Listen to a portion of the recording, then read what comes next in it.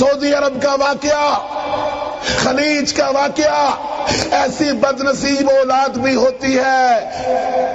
Case عدالت میں آیا، نوجوان لڑکا اپنی ماں کو نشہ کروا کے بدکاری کرتا رہا۔ کس وجہ سے بنا؟ ڈش کی وجہ سے، فلموں کی وجہ سے، اس گندے میڈیا کی وجہ سے فلمیں دیکھتا ہوا اپنی ماں سے بدکاری کرتا رہا۔ کتنے ایسے واقعات ملتے ہیں۔ اخبار میں میں نے خبر پڑھی، ایک آدمی اپنے گھر میں کھڑا تھا، پیچھے سے کسی نے اس پر حملہ کیا، خنجر سے حملہ ہوا، اس نے آواز دی، بیٹا دیکھ کس نے مجھ پر حملہ کیا۔ پلٹ کے دیکھا تو اپنا ہی بیٹا خنجر مار رہا تھا۔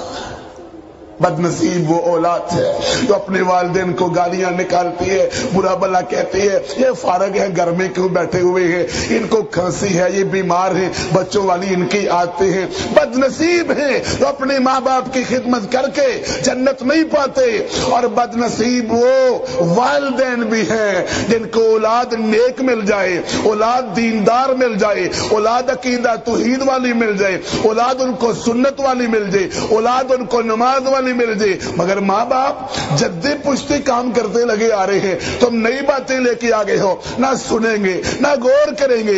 اللہ کے بندو سنو تو صحیح، تمہارا اپنا بیٹا ہے، اس کی بات تو سنو، دلائل تو سنو، اپنے آپ کو عقل تو دو۔ مگر بد نصیب ساری زندگی کفر و شرک پہ رہ جاتے ہیں اور دنیا سے رخصت ہو جاتے ہیں۔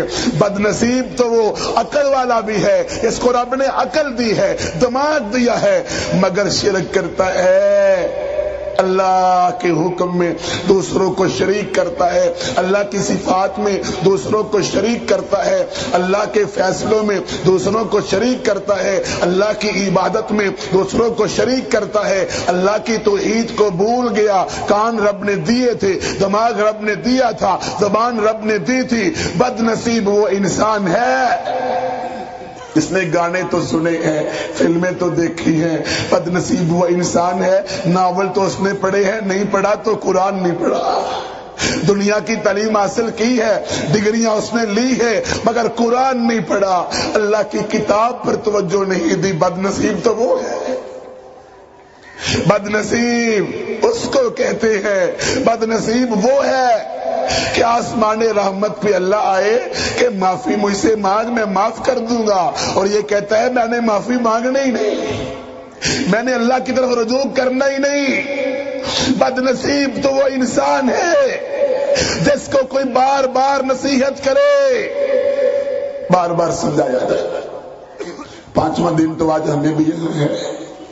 کتنے ہیں جنہوں نے داڑھیوں کا وعدہ کیا ہوگا، کتنے ہیں جنہوں کی نمازیں درست ہو گئی ہوگی، کتنے ہیں جنہوں نے اخلاق و کردار کو بہتر بنا لیا ہوگا، کتنے ہیں جنہوں نے ماں باپ کی عزت کرنا شروع کر دی ہوگی، کتنے ہیں جنہوں نے اپنے کپڑے ٹخنوں سے اوپر کر لیے ہوں گے، کتنے ہیں جن عورتوں نے پردے کی پابندی کرنا شروع کر دی ہوگی۔ بد نصیب تو وہ ہے ومن اظلم ممن ذکر بآیات ربہ ثم اعرض عنها انا من المجرمین منتقمون۔ بار بار اس کو نصیحتیں کی جاتی ہیں، توجہ نہیں دیتا، اول تو درس میں آتا ہی نہیں، اول تو نصیحت سنتا ہی نہیں۔ اب کہو، اب تھک جاؤ گے اس کو کہتے کہتے، گھر کے پاس درس ہو رہا ہوگا مگر نہیں آئے گا، بد نصیب نہیں سنے گا، اللہ اس سے انتقام لینے والا ہوتا ہے۔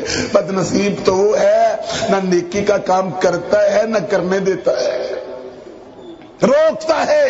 بد نصیب تو وہ ہے جس کا دوست بڑا اچھا ہے، وہ سمجھاتا ہے، وہ ڈراتا ہے، وہ بتلاتا ہے، مگر یہ دوست کی بات مانتا ہی نہیں، دوست کی بات پر توجہ دیتا ہی نہیں۔ یہ خیر خواہ دوست پیسے نہیں مانگتا، عہدہ نہیں مانگتا، کرسی نہیں مانگتا، گاڑی نہیں مانگتا، یہ تو نماز مانگتا ہے، یہ تو دین مانگتا ہے، یہ تو اسلام مانگتا ہے۔